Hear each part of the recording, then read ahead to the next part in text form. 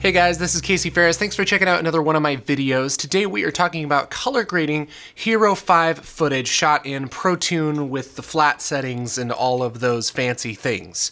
If you've got one of the new GoPro 5s, you might be wondering what the best settings are to shoot with it to get the best color correction, and also how to do the best color correction after you do the settings. So today we are doing that. If you don't want to know either of those, then why are you watching this? You should do something else with your life. Here I have some footage shot on the Hero 5 Black as well as the Hero 5 Session.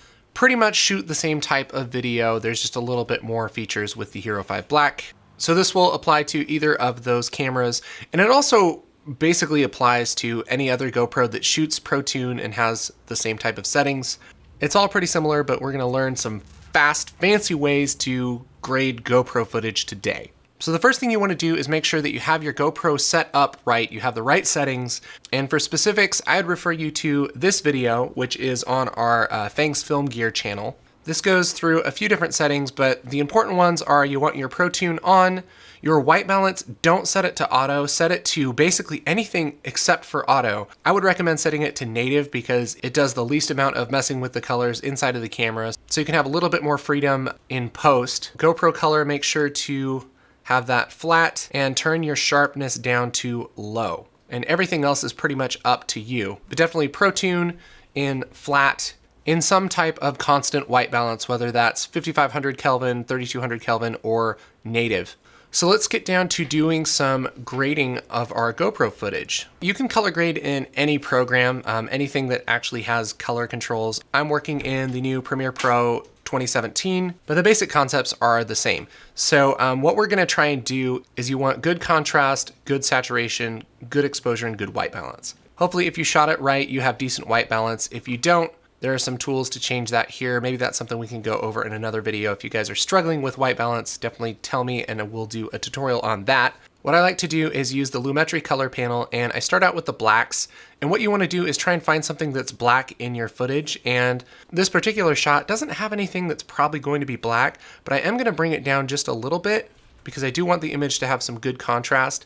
So looking at my waveform, I pretty much want the bottom of this to be touching this zero line, because any part of the image that's touching this zero line is black. So I'm gonna bring that down pretty close because again, there isn't anything that should be totally black out here, but it should be pretty close if we want some good contrast.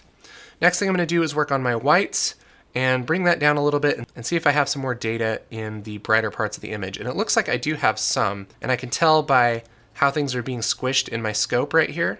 If I bring down my whites, then I have just a little bit more data there.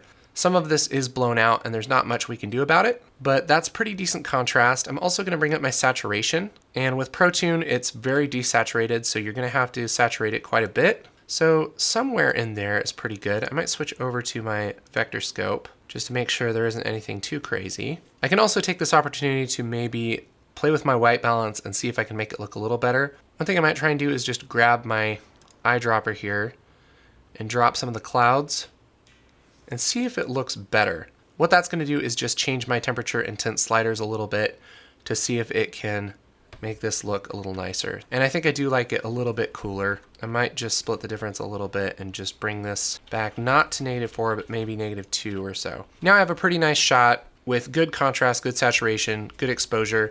If I want to maybe brighten up these shadows, I can use my shadow slider and kind of bring some of that back.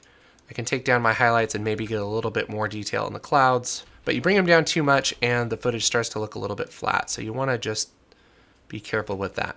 Again, I'm using these controls in the Lumetri color panel in Premiere, but it pretty much works the same in Resolve or whatever app you're using. Let's do another shot. Here's me and my buddy Dano in the car, and we're gonna do the same thing. I'm gonna bring down the blacks and adjust my whites and see what I have there. There is a little bit more detail in the windows here, so I might bring that down just a little. Boost my saturation, something along those lines. That's looking pretty good.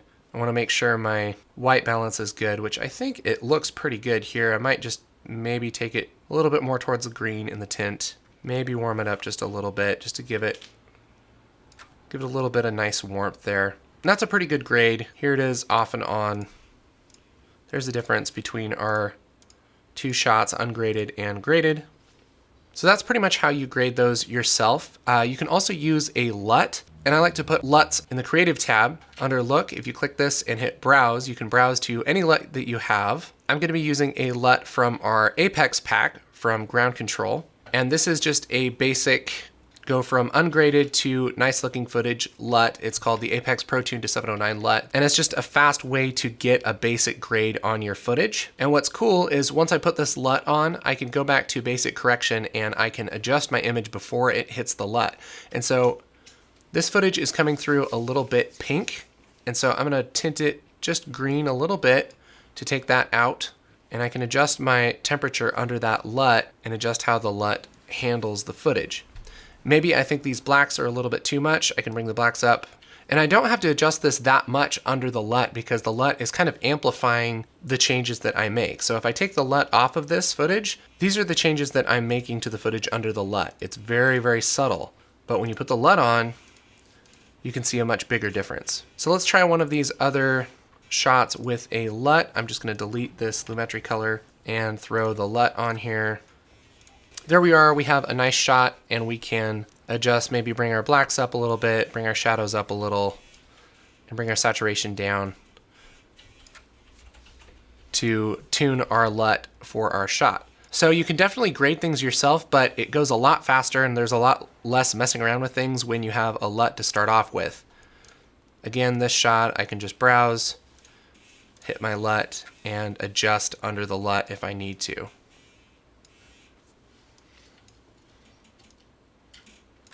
There I have a pretty good grade in a matter of like 2 or 3 seconds. And let's do our last clip real quick. I'll just grab that same LUT, maybe do my correction here. There again, I have a nice looking shot, pretty quick. So there's some tips on grading Hero 5 footage. Again, this applies to pretty much any footage shot in Protune on the GoPros. I hope that helps any of you that are having a hard time grading this kind of flatter footage.